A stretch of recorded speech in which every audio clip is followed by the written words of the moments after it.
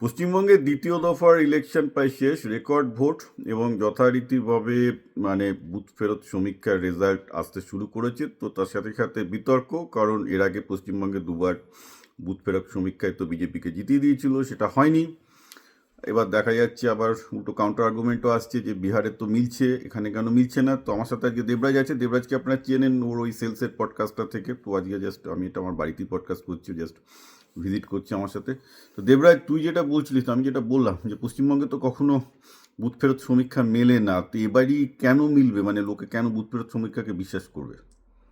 এবার আমি আমার বক্তব্য এখানে, দেখ, বুথ ফেরত সমীক্ষা মিলতে হলে যেটা দরকার হলো যে এক্সিট পোলে যাদের জিজ্ঞেস করা হচ্ছে সেই স্যাম্পলটা আনবায়াসড স্যাম্পল হওয়া উচিত।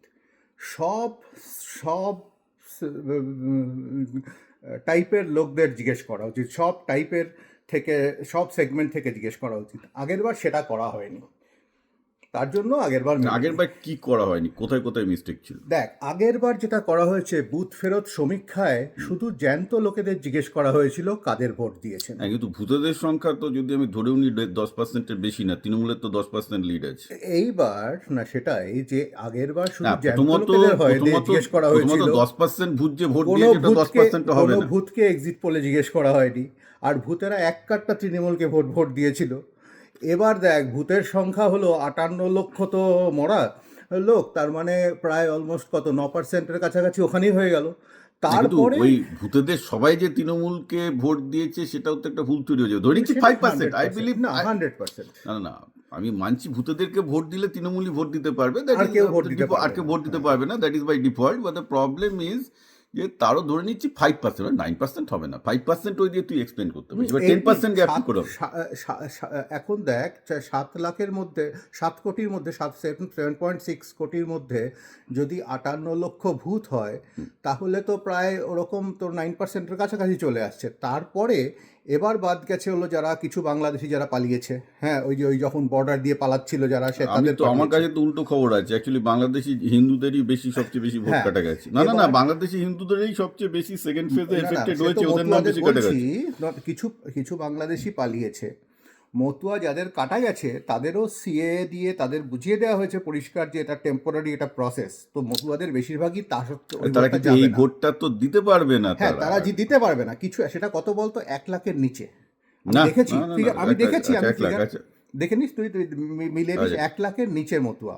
হ্যাঁ, তাদের মধ্যেও কনস্ট্যান্টলিতে আসছে। আর তারপরে এই মিলিয়ে তোর এখানেই প্রায় 70 লাখ মতন হয়ে গেল, যেটা কোনো সময় এক্সিট পোল যদি অতটা ডিফারেন্স হয় সেটা কখনো এক্সিট পোল মিলতে পারে না। যার জন্য কিন্তু আমার তো মতে এর আগের বার যে এক্সিট পোল মেলেনি, তার একটা অ্যানালিসিস হয়েছিল। মেজর প্রবলেম হচ্ছে পশ্চিমবঙ্গে তুই যেটা বললি যে ইউনিফর্ম স্যাম্পলিং হয়নি। এবার স্যাম্পলিং তো এক্সিট পোলগুলো শহরে করে, যেখানে বিজেপির প্রাধান্য। গ্রামে তো বিজেপি উড়ে যাবে, গ্রামে অধিকাংশ জায়গায় তো বিজেপি বুথে এজেন্ট পর্যন্ত দিতে পারে না।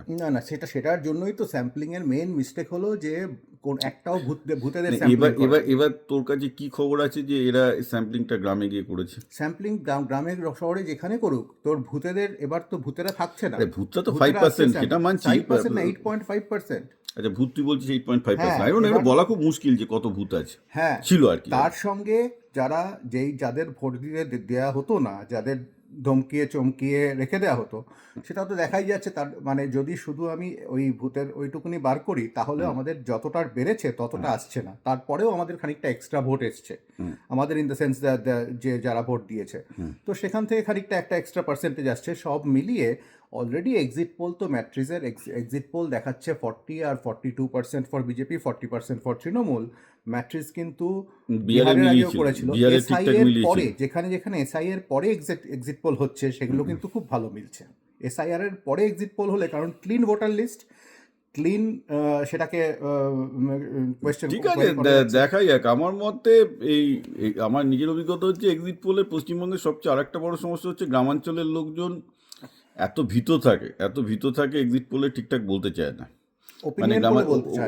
এক্সিট পোলেও বলতে চায় না, এবং গ্রামাঞ্চল থেকে কখনোই ঠিকঠাক স্যাম্পল নেওয়া হয় না, যার জন্য বিগড়ে যায়। আমি জানি না এবার কিভাবে করেছে, আমার মন্তব্য করা উচিত না, যেহেতু আমি দেখিনি কি করেছে। কিন্তু এটা ইন্টারেস্টিং কেস, কি দেখা যায়। চল।